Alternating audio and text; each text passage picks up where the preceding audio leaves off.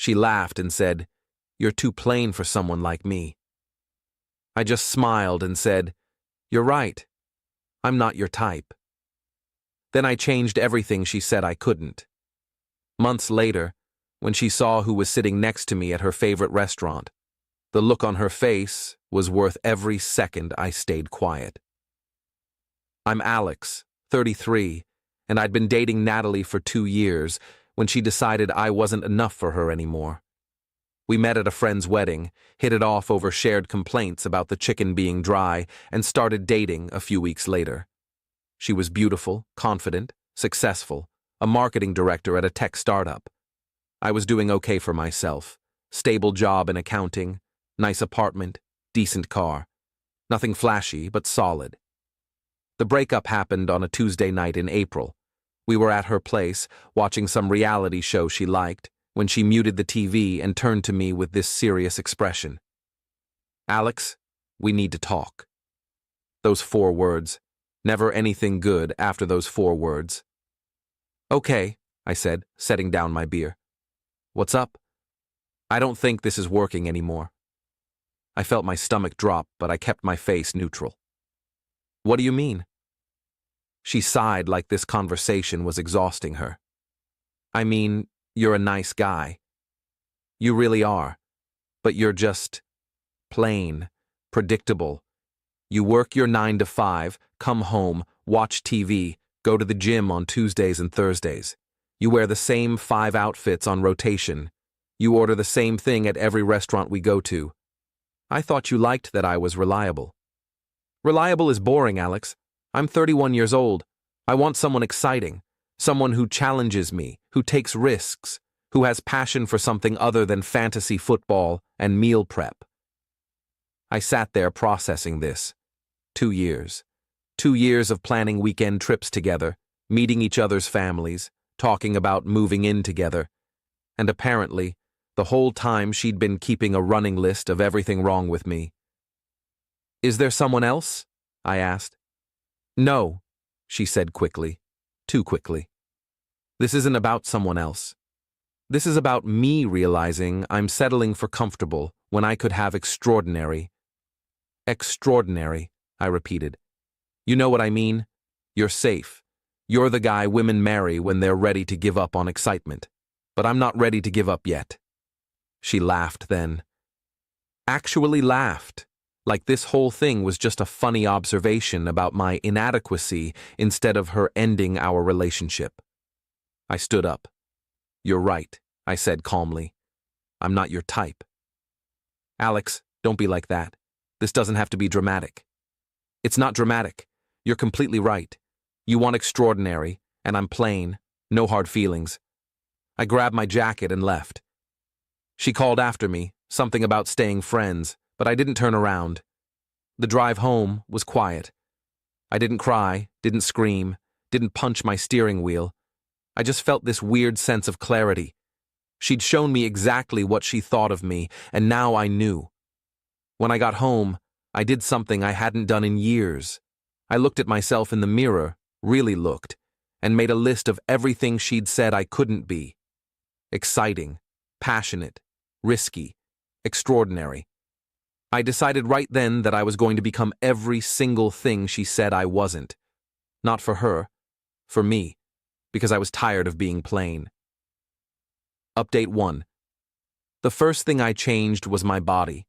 I'd been going to the gym twice a week for maintenance, doing the same routine I'd done since college.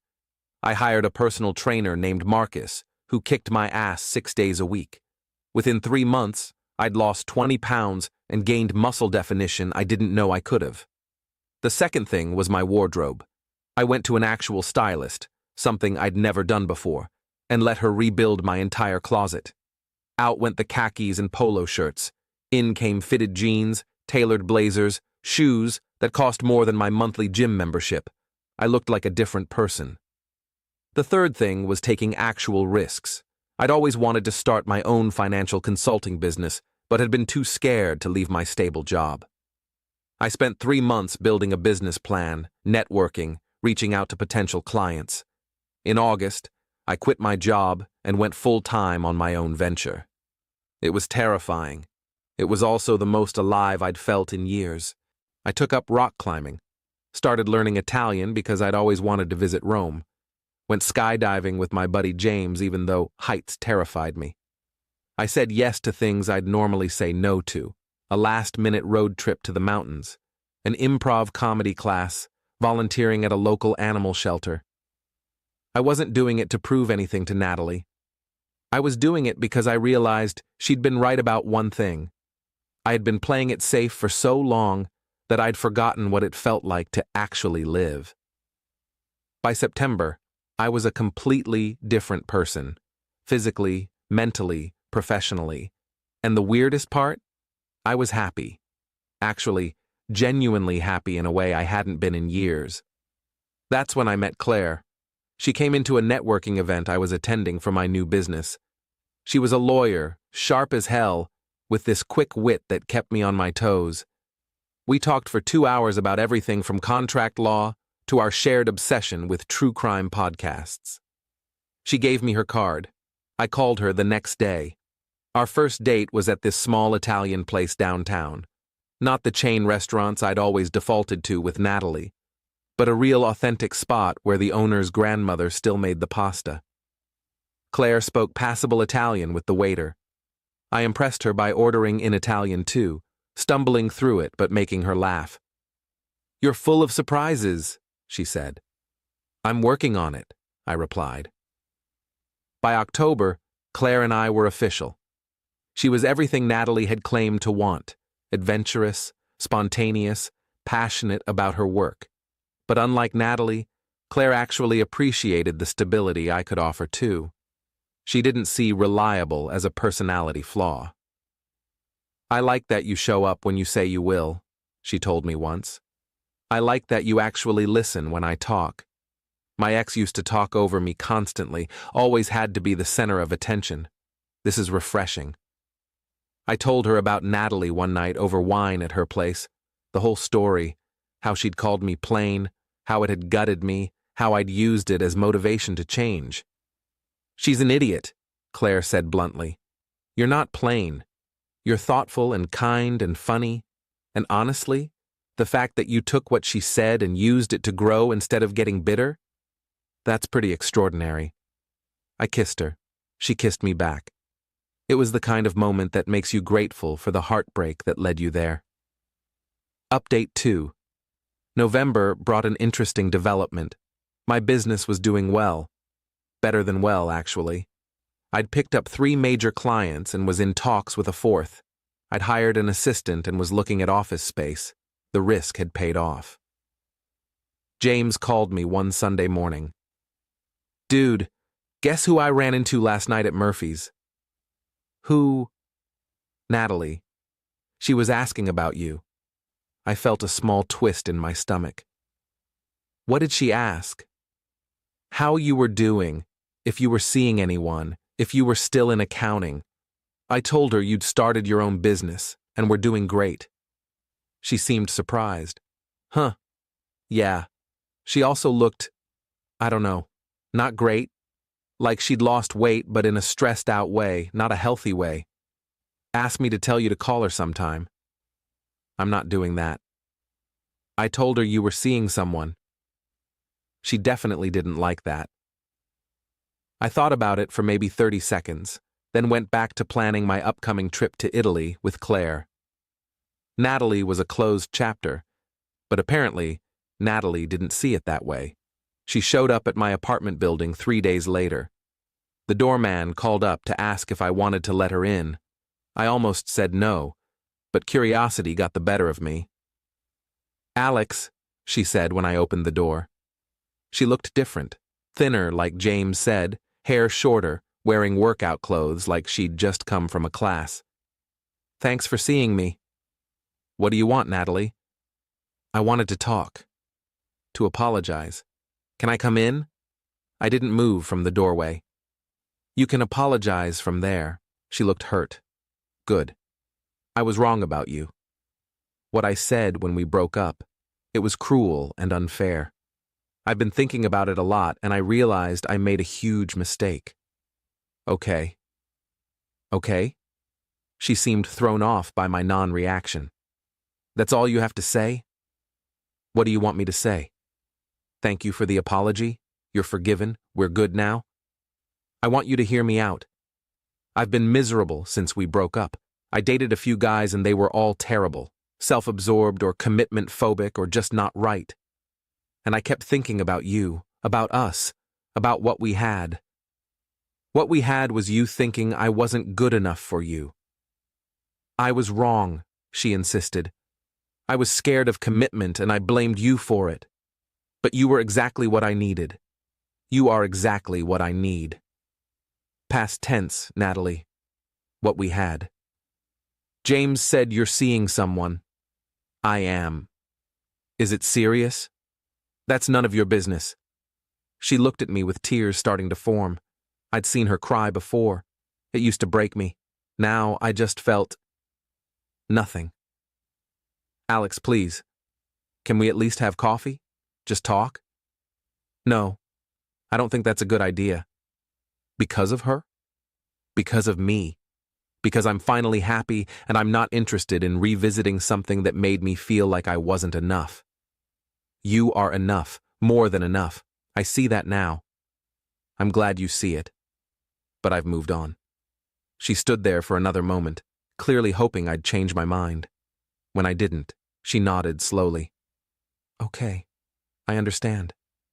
But if things don't work out with whoever she is, will you call me? No. Alex, Natalie, you told me I was too plain for someone like you. You laughed about it. I'm not going to be your backup plan now that your search for extraordinary didn't work out.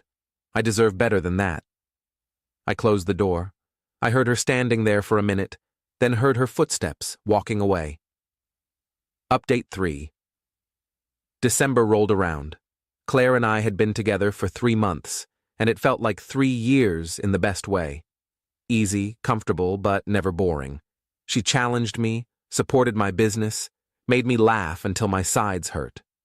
For her birthday, I made reservations at this upscale Italian restaurant she'd been wanting to try. Marcello's, a place downtown that required reservations months in advance. I'd called in August, before we'd even met, because I'd been planning to take myself as a celebration when my business hit its first major milestone. Seemed fitting to share it with her instead. We were seated at a corner table with a great view of the restaurant. Claire looked beautiful in a dark blue dress, hair up, eyes bright with happiness. We ordered wine, appetizers, were in the middle of laughing about something that happened at her office when I saw her. Natalie. She walked in with a guy, tall, flashy suit, expensive watch, the kind of guy who looks like he peaked in college and is desperately trying to recreate it. They were seated 3 tables away from us, almost directly in my line of sight. I froze. Claire noticed immediately. What's wrong? Don't look now, but my ex just walked in. The one who called you plain? That's the one. Claire glanced over casually, then back at me. Interesting. She keeps staring at you. She does? Yeah, very much so. Oh, now she's staring at me. Should I wave? I laughed despite myself. Please don't. Want to leave? No, I said, surprising myself.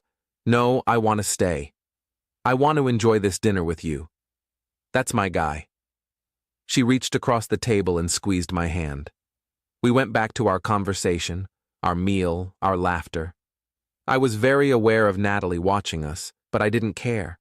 I was too busy enjoying Claire's company. Halfway through our main course, Natalie got up. I thought she was going to the bathroom, but she walked straight to our table. Alex, she said. Hi. I looked up slowly, like I'd just noticed her. Natalie. Hey. I didn't know you came here. First time, actually. Claire's birthday. I watched Natalie's eyes flick to Claire doing the calculation. Claire extended her hand. Hi, I'm Claire. You must be Natalie. Natalie shook her hand limply. Alex mentioned me? Once or twice, Claire said cheerfully. All good things. I almost laughed at the smooth lie. You look different, Natalie said to me. Really different. Thanks. I mean it. You look great, successful, happy. I am happy. Awkward silence. Natalie's date was watching from their table, looking confused. Well, Natalie said finally, I should get back. It was nice meeting you, Claire. Likewise. Natalie walked back to her table. I saw her say something to her date, who shrugged. Claire leaned forward with a grin. So that's her. That's her.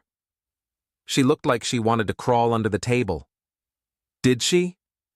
Oh yeah, the look on her face when she saw us together? Priceless. And when she realized you didn't care? Even better. I genuinely don't care anymore, I said. That's the weird part. I thought I'd feel something. Anger, satisfaction, something. But I just feel indifferent. That's because you're over it. You've moved on. I really have. Claire raised her wine glass. To moving on, and to you being extraordinary. I clinked my glass against hers. To us. The rest of dinner was perfect. Natalie left before we did, not bothering to say goodbye. I caught her looking back once as they walked out. I didn't acknowledge it. Final update. It's been 6 months since that night at Marcello's. Claire and I are still together talking about moving in together this spring. My business has grown to the point where I'm hiring 2 more people. I took that trip to Rome I'd always wanted, and Claire came with me. We ate pasta in tiny restaurants, got lost in ancient ruins, laughed until we cried at our terrible attempts to haggle at markets. I ran into Natalie one more time, completely by accident, at a coffee shop in March. She was alone, working on her laptop. She saw me, waved tentatively. I walked over. Hey, I said. Hey, how are you? Good. Really good. You? I'm okay. Work's busy. She paused. You're still with Claire? I am. She seems nice. She is. Another pause. I think about you sometimes. About what I said when we broke up. Natalie, I know you've moved on. I just wanted you to know that I see it now, what I had with you. I didn't appreciate it then, but I do now. I appreciate you saying that, I said honestly, but I'm happy where I am. I know, I can see that. She smiled sadly. You were never plain, Alex. I was just too stupid to see it. I wasn't extraordinary then. But I am now. Not because I changed who I was, but because I finally became who I was supposed to be. She nodded. Well, whoever she is, she's lucky. I'm the lucky one. I meant it. Every word. I got my coffee and left. Natalie went back to her laptop. That was the last time we spoke. Claire asked me that night if seeing Natalie still bothered me. No, I said. It doesn't. She was right about one thing. I was playing it safe, being comfortable instead of really living. She just went about saying it in the worst possible way. And now? Now I'm exactly where I want to be. With someone who sees me for who I am and loves me anyway. Someone who thinks stability and adventure aren't mutually exclusive. Damn right they're not, Claire said, kissing me. Now come on, extraordinary man. We've got a life to live. Edit 1. A lot of people are asking if changing myself for an ex was healthy. I didn't change myself for her. I changed because her words made me realize I'd been sleepwalking through life. The improvements were for me. Meeting Claire was just a bonus. Edit 2. Natalie's last message to me was actually a few weeks ago. She reached out to congratulate me on a business feature in a local magazine. I thanked her politely and didn't continue the conversation. Some chapters need to stay closed. Edit 3. For anyone wondering, yes, Claire knows the whole story. She thinks it's hilarious that Natalie called me plain. She says I'm the least plain person she knows, and that's coming from someone who once dated a professional magician.